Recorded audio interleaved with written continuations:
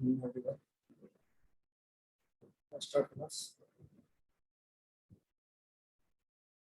Last class में बात करो, मैं इंट्रोडक्शन करा था जिसमें हमने देखा आईसी फैब्रिकेशन की डेफिनेशन क्या होती है और किस तरह से जो हमारा जो है जैसे हमारा टेक्नोलॉजी में इम्प्रूव हुआ तो वैसे वैसे जो है एक ही डिवाइस पे मतलब एक ही चिप पे नंबर ऑफ जो एलिमेंट थे वो आपके इंक्रीज हुए। इसको ऊपर से रिवाइज कर लेते हैं। बात कर रहे थे आईसी की, तो इसमें आपको डेफिनेशन बोली थी कि डेफिनेशन सभी को ऊपर पता होना चाहिए। अगर एग्जाम में आ जाएगा तो सबको इस तरह की डेफिनेशन है, तो इसको अपने वर्ड्स में डिस्क्राइब करना है। An integrated circuit is a small semiconductor-based electronic device which consists of fabricated transistors, resistors, and capacitors. तो एक ऐसी small conductor device जिसमें हम जो फैब्रिकेट कर रहे हैं ट्रांजिस्टर्स होते हैं, हो सकते हैं रेजिस्टर्स होते हैं और कैपेसिटर्स हो सकते हैं। तो ये कंपोनेंट हो सकते हैं, इनको हम इस पे फैब्रिकेट कर रहे हैं और इसमें basically different different building blocks हो सकते हैं। सर आवाज नहीं आ रही सही से। बस सभी को नहीं आ रही है सर, बहुत धीमे आ रही है आपके पास। एक सेकंड।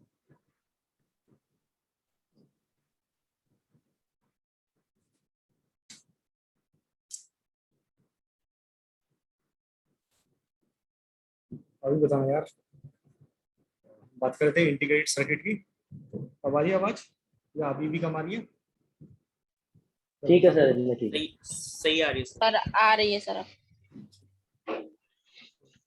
बात कर रहे थे इंटीग्रेटेड सर्किट की। तो इंटीग्रेटेड सर्किट जो होता है वो एक small semiconductor based electronic device होती है जिसपे हम बेसिकली फैब्रिकेट करते हैं ट्रांजिस्टर्स, रजिस्टर्स, कैपेसिटर्स, तो इनको इस पे फैब्रिकेट करते हैं। और इंटीग्रेटेड सर्किट बेसिकली क्या होते हैं, बिल्डिंग ब्लॉक्स होते हैं जिसमें हम जो है हर ब्लॉक में डिफरेंट डिफरेंट डिवाइस और इक्विपमेंट को बेसिकली कनेक्ट कर देते हैं।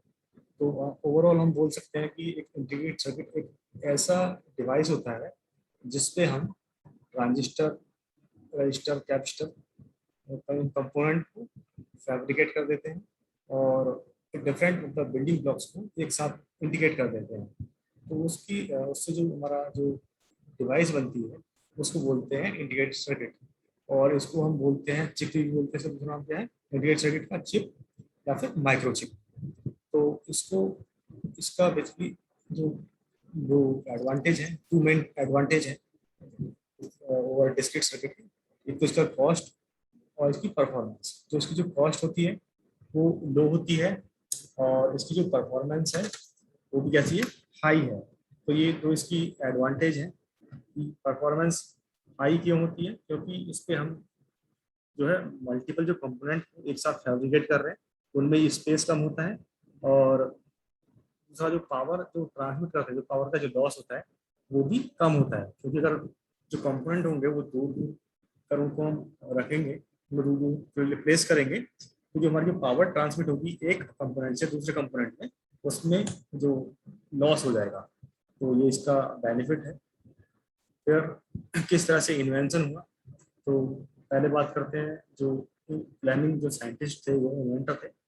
उन्होंने 1904 में वैक्यूम ट्यूब डायोड को इन्वेंट करा और फिर फ्लेमिंग ने ही 1906 में वैक्यूम ट्रायोड को जो है इन्वेंट करा।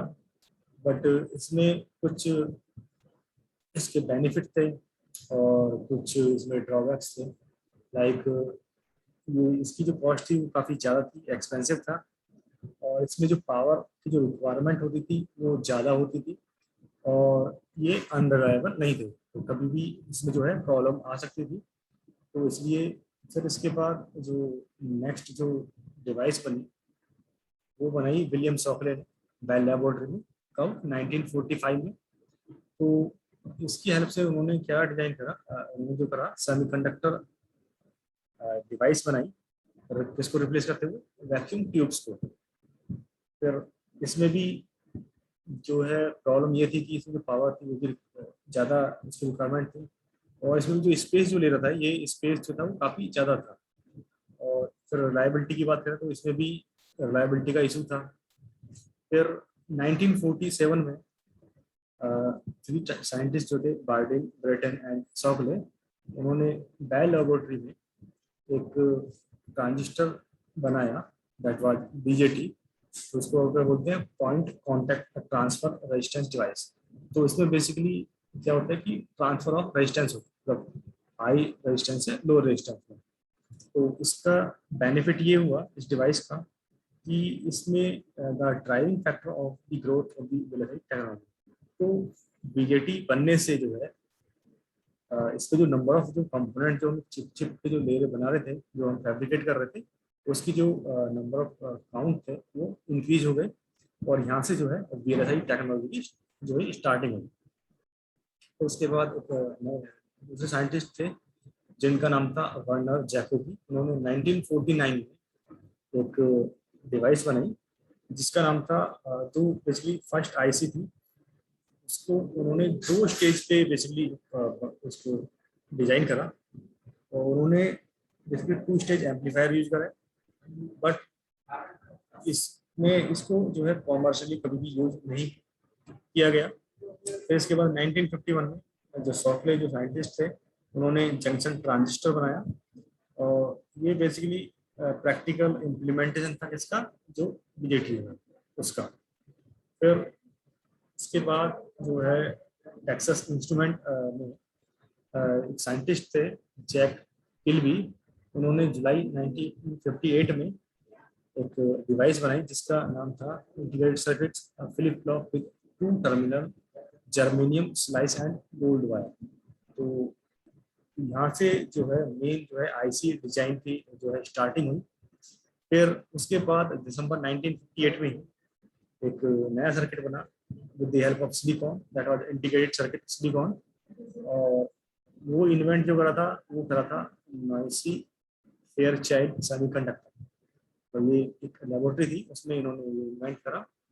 तो यहाँ पे जर्मेनियम को रिप्लेस करा सिलिकॉन से, क्योंकि जो सिलिकॉन है वो एबंडेंट है, मतलब वो तो सस्ता है और उसको हम इजीली जो है क्लीन कर सकते हैं, और इसकी जो कॉस्ट है वो भी काफ़ी कम है। फिर 1960 में हाइंग बेल लेबोरेटरी में ही हैंग में साइंटिस्ट हैंग, उन्होंने फर्स्ट मॉसफेट को डिजाइन करा, और यहाँ से जो है एक सेमीकंडक्टर में एक नई सेमीकंडक्टर इंडस्ट्री में न्यू इरा की स्टार्टिंग हुई।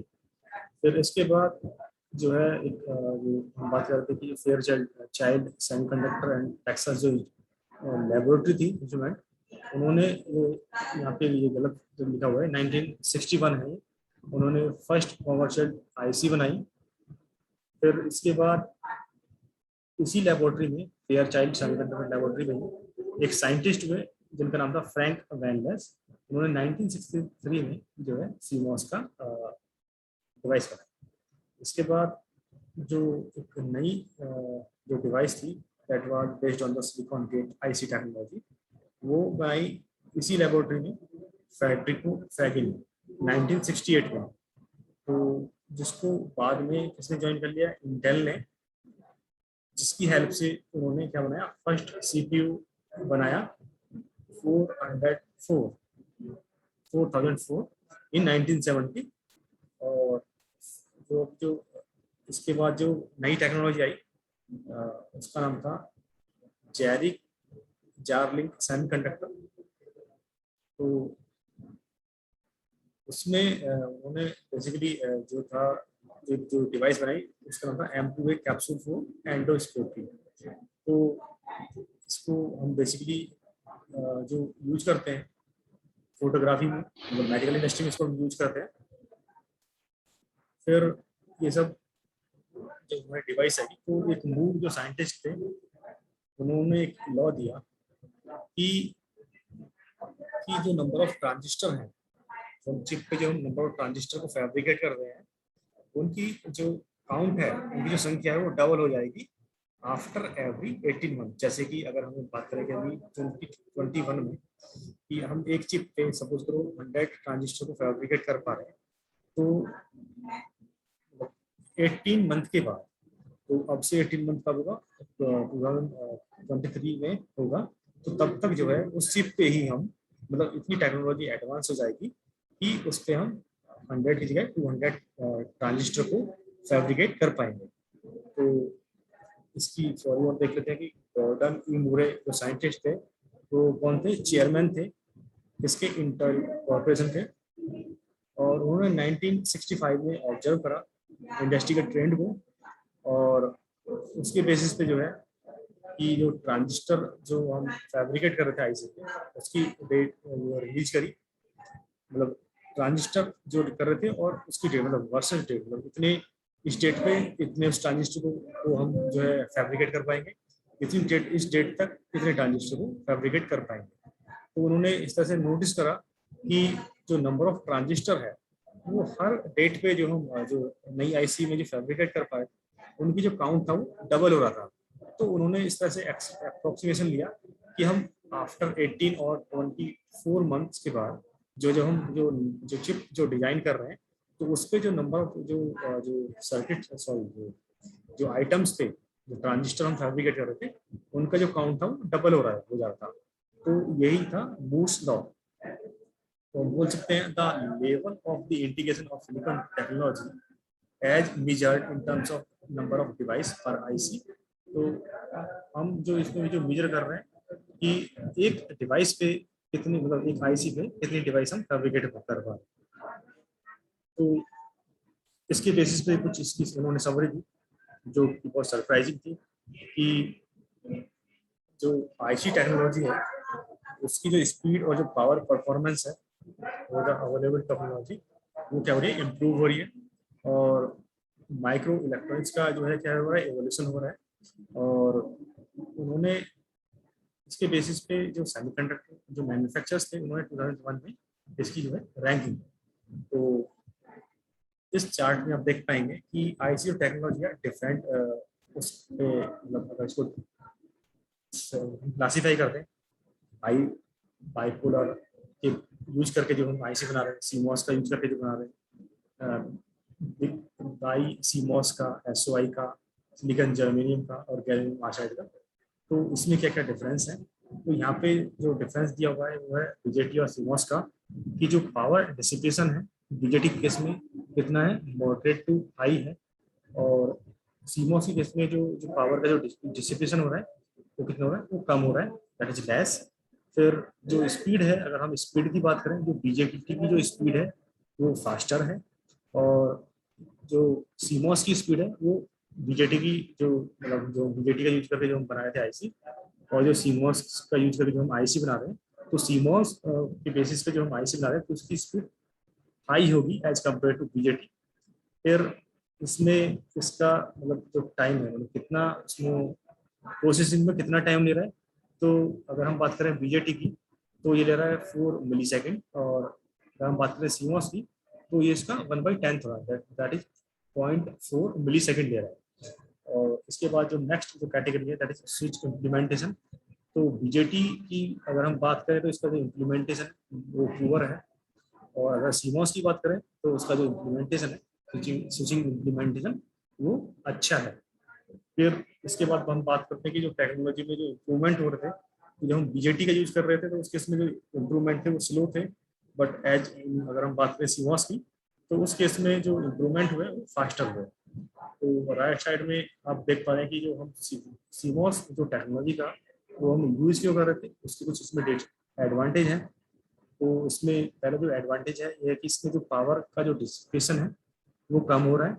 दूसरा, इसकी जो हाई पैकेजिंग डेंसिटी है वो काफ़ी हाई है, कि हम स्मॉल स्पेस में ही नंबर ऑफ सीमॉस को ज़्यादा हम फैब्रिकेट कर पा रहे हैं। और इसके जो अप्रोक्सीमेटली जो राइज और जो फॉल टाइम है वो इक्वल है। और इसमें जो जो जो कंपोनेंट हम यूज कर रहे थे उनको हम इजीली क्या कर रहे थे, स्केल, उनकी जो साइज था उसको हम इजीली कम कर पा रहे थे। और इसको हम जो भी हम लॉजिक हम बना इसकी बेसिस पे हम जो प्रपोज कर रहे थे, वो सीमोस डिवाइस का हम फैब्रिकेशन कर रहे थे आईसी पे। तो उस सीमोस का हम यूज कर रहे थे डिफरेंट, जैसे एंड ऑपरेशन हो गया, ऑन ऑपरेशन हो गया, एक्चुअल ऑपरेशन हो गया। तो हम उनको जो है इजीली से सीमोस टेक्नोलॉजी से इजीली परफॉर्म करवा रहे थे। फिर इसके बाद हम बात करते हैं कि चाहे जैसे मतलब टाइम बढ़ा, कि पहले 1960 में जो था, हम कितने ट्रांजिस्टर को फैब्रिकेट कर पा रहे थे, 1960 में कितना कर पाए, वो हम देखेंगे। तो सबसे पहले था जो आईसी भाई, वो थी स्मॉल स्केल इंटीग्रेशन टेक्नोलॉजी के बेस पे, वो थी 1960 में। तो ये जो IC small scale integration technology थी, इसमें जो हम फैब्रिकेट कर पा रहे थे वो 1 से लेके 100 ट्रांजिस्टर को एक सिंगल चिप पे हम फैब्रिकेट कर पा रहे थे, जिसका एग्जांपल हो गया गेट्स, फ्लिप फ्लॉप और ओप एम्प्स। तो वो सब जो बनाए गए थे वो स्मॉल स्केल इंटीग्रेशन टेक्नोलॉजी में बनाए गए थे। फिर इसके बाद जो नई technology I, that was medium scale integration technology, वो आई 1967 में। तो जब ये टेक्नोलॉजी आई, तो इसमें हम कितना कर पा रहे थे, 100 से 1000 जो ट्रांजिस्टर थे उनको एक सिंगल चिप पे हम फैब्रिकेट कर पा रहे थे। तो इसका एग्जांपल हो गया counters, multiplexer, aiders and 4 bit microprocessor. तो ये हुआ बात मीडियम स्केल इंटीग्रेशन टेक्नोलॉजी। इसके बाद मीडियम स्केल इंटीग्रेशन टेक्नोलॉजी के बाद आई next technology, that was large scale integration technology, वो आई 1972 में। तो जब ये टेक्नोलॉजी आई, तो इस टेक्नोलॉजी में जो नंबर ऑफ ट्रांजिस्टर्स थे जिनको फैब्रिकेट कर पाए थे सिंगल चिप पे, उसकी जो क्वांटिटी है वो 10 टाइम्स हो गई। तो जहाँ हम मीडियम स्केल की बात कर रहे थे वहाँ 100 से 1000 कर रहे थे, बट यहाँ पे 10,000 से लेके 1000 से लेके 10,000 तक जो ट्रांजिस्टर थे उनको सिंगल चिप पे हम फैब्रिकेट कर पा रहे थे। तो इसका एग्जांपल है 8 bit microprocessor, ROM and RAM. फिर इसके बाद लार्ज स्केल इंटीग्रेशन के बाद एक नई टेक्नोलॉजी आई 1978 में, जिसका नाम था VLSI, that was very large scale integration technology. तो जब ये टेक्नोलॉजी आई, तो इसमें भी जो है नंबर ऑफ ट्रांजिस्टर जो है सिंगल चिप पे वो इंक्रीज हो गए। तो इसमें हम जो इंटीग्रेट कर पाए थे वो नंबर ऑफ ट्रांजिस्टर थे 10,000 से लेके 1 मिलियन थे एक सिंगल चिप पे। और इसकी अगर हम बात करें तो इसका एग्जांपल हुआ 16 से 32 बिट जो माइक्रोप्रोसेसर्स थे, वो इसका एग्जांपल हुआ। वो किसकी हेल्प से बन रहे थे, very large scale integration technology के बेस पे हम इनको बना रहे थे। फिर जो पेरिफेरल्स थे या फिर कॉम्प्लीमेंट्री हाई मॉस्ट जो टेक्नोलॉजी थी, जो जो वो डिवाइस बना रहे थे, तो वो डिवाइस भी हम very large scale integration technology के हेल्प से बना पाते हैं। उसके बाद VLSI के बाद एक नई technology I, that was ULSI। ULSI क्या है, ultra large scale integration technology. तो इसमें जो नंबर ऑफ ट्रांजिस्टर्स थे वो कितना हुए, 1 मिलियन से 10 मिलियन हुए एक सिंगल चिप पे। तो इसका एग्जांपल हो गया, जैसे हम स्पेशल पर्पज जो प्रोसेसर है वो डिजाइन करते हैं, तो वो थे इस ULSI टेक्नोलॉजी।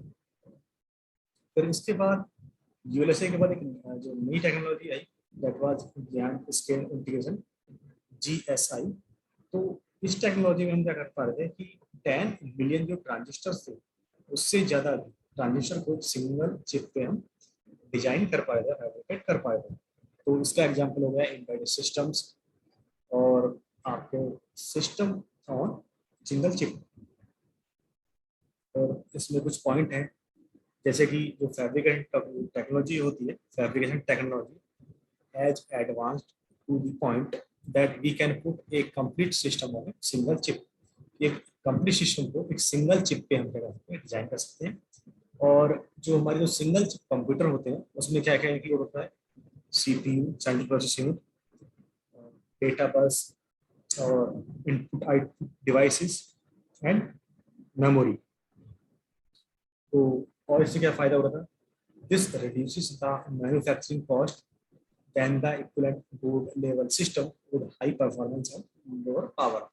तो इससे हम क्या कर पा रहे हैं, कॉस्ट को हम कम कर पा रहे थे। कॉस्ट कैसे कम कर पा रहे थे, इसकी जो जो परफॉर्मेंस है वो इंक्रीज हो रही थी, और जो जो पावर जो कंजप्शन है वो उसका कम हो रहा था। इसलिए कुछ पॉइंट थे। फिर उसके बाद हम बात करते हैं नई टेक्नोलॉजी की, दैट इज मॉस टेक्नोलॉजी। तो मॉस वही है, मेटल ऑक्साइड सेमीकंडक्टर टेक्नोलॉजी है। तो ये metal oxide semiconductor technology is considered as one of the very important and promising technology in the VLSI design process. And the circuit designs are realized based on the PMOS, NMOS, and CMOS and by CMOS devices. तो इसमें जो हम CMOS technology हम design करते हैं वो किस basis पे करते हैं, इसमें हम कर रहे हैं PMOS के बेसिस पे, NMOS की बेसिस पे, CMOS के बेसिस पे, बाई CMOS के बेसिस पे। तो हम एनालॉग इलेक्ट्रॉनिक्स में हमने देखा था CMOS। तो जो PMOS डिवाइसेस होती हैं वो किस पे बेस होती है, उसमें जो चैनल जो फॉर्म होता है कौन सा होता है, पी चैनल होता है MOS ट्रांजिस्टर में। And specifically the PMOS channel is a part of n types of step line between the two heavily doped P plus well beneath the source drain network। और बताए तो जो हमारा जो MOS होता है उसमें सोर्स एंड ड्रेन होते हैं। तो यहाँ पे जो हम बात करते हैं PMOS की, तो PMOS में जो हम डिजाइन करते हैं तो उसमें जो सबस्ट्रेट होता है वो एन टाइप्स का होता है, और वो किसके बीच में होता है, दो हैवली डोप हमारे पी प्लस वेल्स होते हैं, उसके वो किसके नीचे होते हैं, सोर्स ऑन ड्रोन में जो जो दो होते हैं सोर्स एंड ड्रोन इलेक्ट्रॉन, उनके जो नीचे होता है कौन क्या होता है, ये सबस्ट्रेट होता है।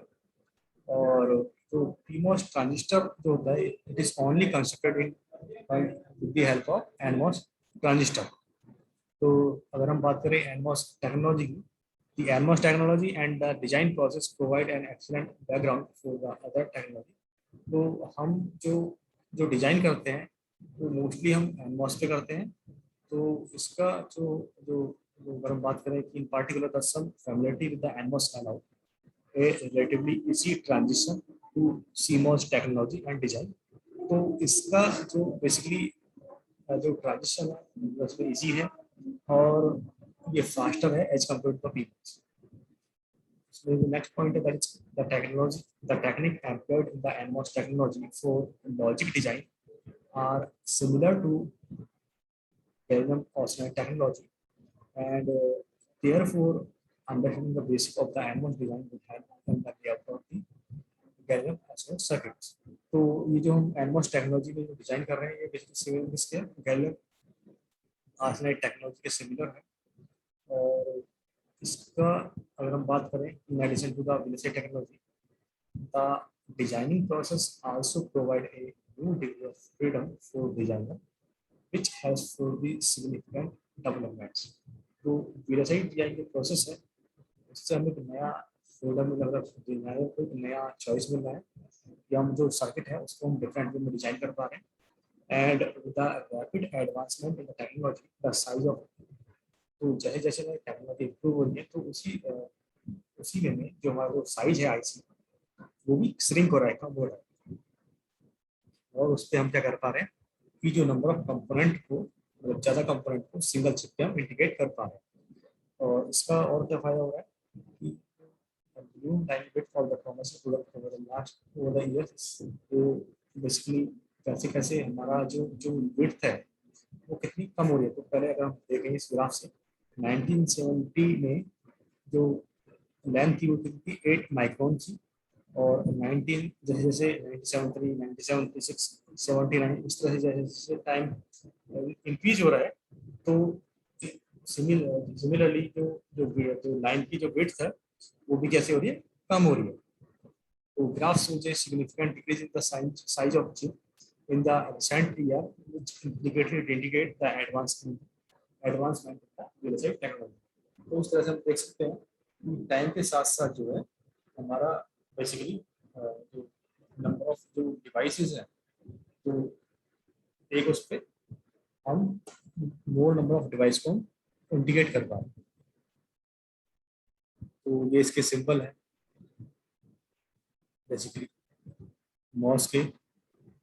तो PMOS NMOS डिफरेंट डिफरेंट है, ये हम एनालॉग इलेक्ट्रोड्स में हम देखना, तो अभी इनको हम डिटेल में स्टडी करेंगे। तो पहले हम बात करते हैं एनहांसमेंट एंड डिप्लीशन बोर्ड मॉस ट्रांजिस्टर। तो जो मॉस ट्रांजिस्टर्स जो होते हैं बेसिकली, उनको हम सिलिकॉन सबस्ट्रेट पे हम बेसिकली हम उनको फैब्रिकेट करते हैं। सिलिकॉन जो होता है वो ग्रुप 4 मटेरियल, मतलब ग्रुप 4 मटेरियल का पार्ट होता है, and it is the at most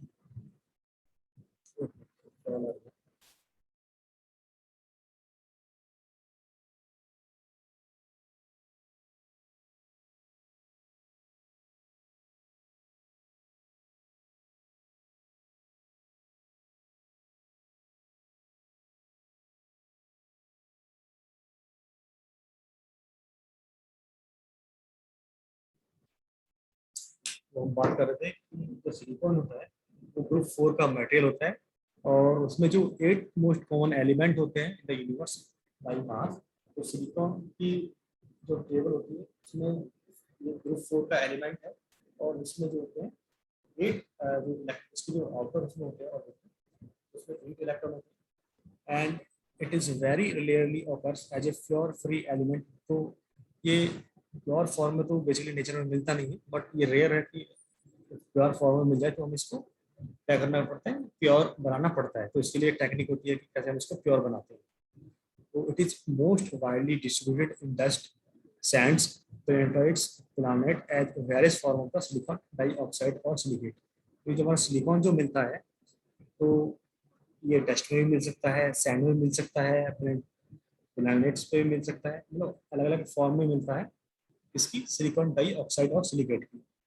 and it forms crystal lattice with the bonds to the 4 neighbours.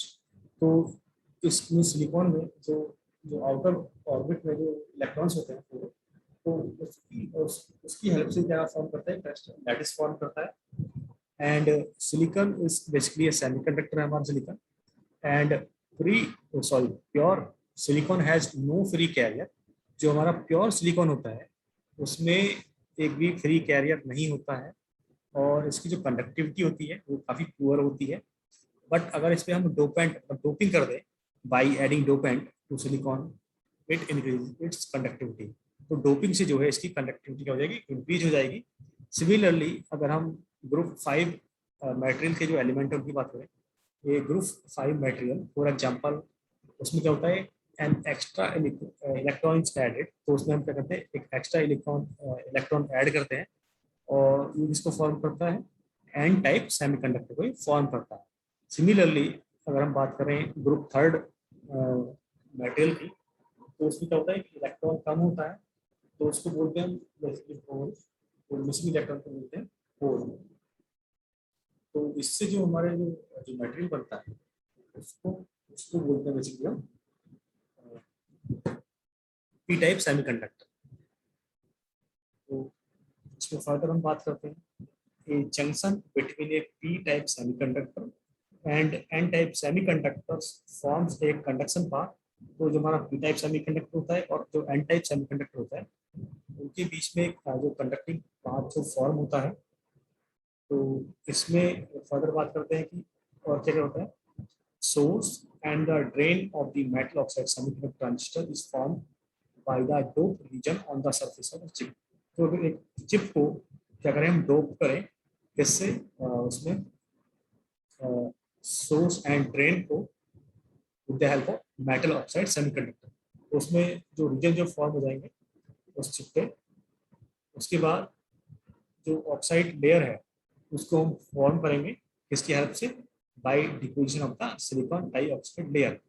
तो उससे हमारा क्या फॉर्म हो जाएगा, एक इंसुलेटर फॉर्म हो जाएगा, और एक हमारा new a very thin pattern की जो है लेयर मिल जाएगी।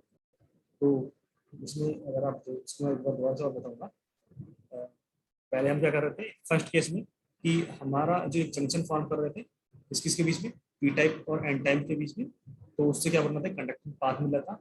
तो इसके बाद हम सोर्स एंड ड्रेन जो था मेटल ऑक्साइड सेमीकंडक्टर का, वो कैसे फॉर्म कर रहे थे, डोपिंग से। वो कहाँ पे डोपिंग कर रहे थे हम, वो चिप के ऊपर हम डोपिंग कर रहे थे। फिर इसके बाद जो है ऑक्साइड लेयर जो फॉर्म हो रही थी वो किसकी हेल्प से हो रही थी, with the help of deposition of the silicon dioxide layer. तो वो कैसे फॉर्म हो रही थी, उसकी हेल्प से एक इंसुलेटर फॉर्म हो रहा था और जिसका जो साइज था वो काफी थिन था, कम था। फिर जो हमारे इसके बाद हम क्या फॉर्म करेंगे, gate of the MOS transistor is the thin layer of the silicon. तो उसके ऊपर हम क्या फॉर्म कर रहे हैं, गेट फॉर्म कर रहे हैं जिसकी भी जो जो विड्थ होगी वो भी काफी थिन होगी। तो किसकी हेल्प से बना रहे हैं, पॉलीसिलिकॉन की हेल्प से। Further it is used to apply electric field to the surface of silicon between drain and source. तो गेट की हेल्प से हम क्या कर रहे हैं, इसमें इलेक्ट्रिक फील्ड प्रोवाइड कर रहे हैं किसकी बीच में, सोर्स एंड ड्रेन के बीच में। और जिसकी बेसिस से क्या हो रहा है, चैनल फॉर्म हो रहा है। चैनल पे हमारा क्या कैरी करेगा, या तो इलेक्ट्रॉन या फिर होल्स। और इसको हम फर्दर हम किस जो कंट्रोल कर रहे हैं वो गेट के थ्रू जो हम वोल्टेज अप्लाई कर रहे हैं, तो उससे इसका जो फ्लो है इलेक्ट्रॉन का फ्लो उसको हम कम या ज़्यादा कर रहे हैं। तो उसको बोल रहे हैं mod is controlled by the gate voltage is achieved by modulating the conductivity of the semiconductor region just below the gate। तो गेट के नीचे जो हमारा जो रीजन होता है सेमीकंडक्टर रीजन, उसकी कंडक्टिविटी को हम बेसिकली मॉडुलेट कर रहे हैं, कम से ज़्यादा कर रहे हैं। और इस रीजन को जहाँ पे ये हमारा जो इलेक्ट्रॉन जो है वो वहाँ से फ्लो हो रहा है, तो उस रीजन को बोलते हैं चैनल। तो चैनल बेसिकली है कि जो सोर्स और ड्रेन को कनेक्ट कर रहा है और वहाँ से जो है इलेक्ट्रॉन को बेसिकली फ्लो हो रहा है। तो इसमें फर्दर बात करते हैं कि जो हमारा मॉसफेट होता है, metal oxide semiconductor field effect transistor, एक ऐसा ट्रांजिस्टर होता है which is a voltage control device. तो इसको हम बोल रहे हैं वोल्टेज कंट्रोल करंट डिवाइस, या हम वोल्टेज की हेल्प से जो करंट को कंट्रोल कर रहे हैं। और in which the current at two electrodes drain and source is controlled by the action of electric field at the another electrode having in between semiconductor and very thin metal oxide cell। तो हमें इसमें यही बताया कि जो source और drain के बीच में जो करंट जो फ्लो हो रही है उसको इलेक्ट्रिक फील्ड की हेल्प से क्या कर रहे हैं, कंट्रोल कर रहे हैं। फिर इसमें फर्दर है enhancement and depletion MOS transistors are further classified as N type NMOS and P type named PMOS। इसको NMOS भी बोल सकते हैं या फिर N channel MOS बोल सकते हैं, और PMOS को हम बोल सकते हैं P type MOS या फिर P channel MOS। तो ये फिगर में बेसिकली इसमें दिखा रखा है कि जो अगर हम P type सबस्ट्रेट यूज कर रहे हैं तो इसमें जो है हाइड्रोड एंडीजन है, एक सोर्स है, एक ड्रेन है और गेट है। और इन दोनों के बीच में जो है सोर्स ड्रेन और गेट के और सबस्ट्रेट के बीच में जो थिन लेयर है ऐसा ही O2 की। और इसके बाद जो हमारा जो बेसिकली फिगर 1.5C है और वो उसमें बेसिकली शो कर रहा है P type MOSFET, that is enhancement type. और जो हमारा जो पार्ट डी है वो है हमारा depletion type P type MOSFET. तो इसमें भी जो है हम जो है एन टाइप सबस्ट्रेट यूज कर रहे हैं। तो इसमें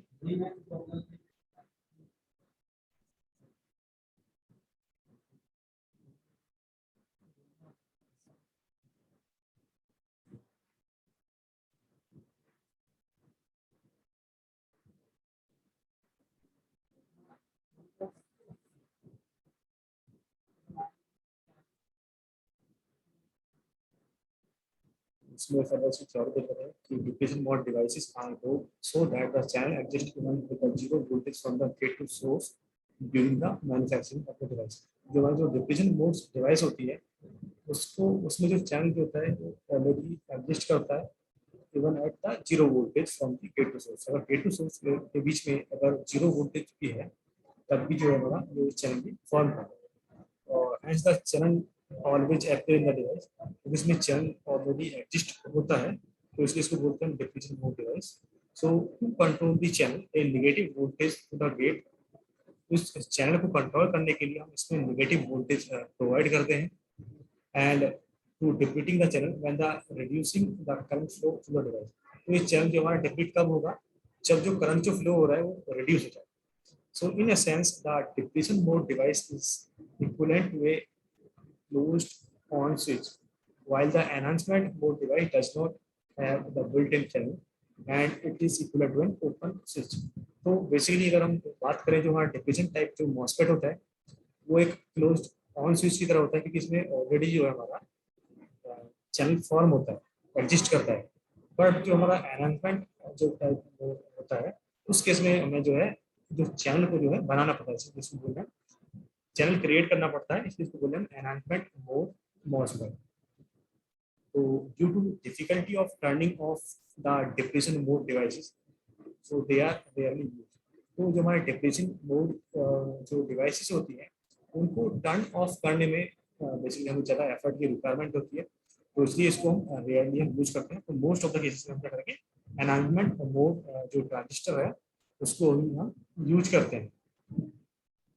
फिर इसकी हम जो वर्किंग देखेंगे कि वो एनहांसमेंट मोड जो ट्रांजिस्टर होता है वो किस तरह से वर्क करता है। तो enhancement mode devices do not have the built-in channel.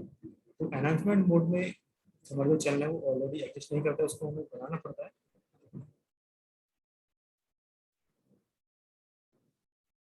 तो हम एक काम करते हैं, इसको ना कल ही स्टार्ट कर दें क्योंकि आज हो नहीं पाएगा, तो इसमें डिफरेंट डिफरेंट तो इसको कल हम डिस्कस करेंगे। तो आज के लिए यार इतना ही रहने देते हैं। अगर किसी को कोई क्वेरी है तो मुझसे पूछ सकते हैं, अदरवाइज आप लीव कर सकते हैं। किसी को है क्वेरी भी, अगर कोई क्वेरी है तो पूछ लो, अदरवाइज आप यार लीव कर सकते हैं। No sir. Thank you.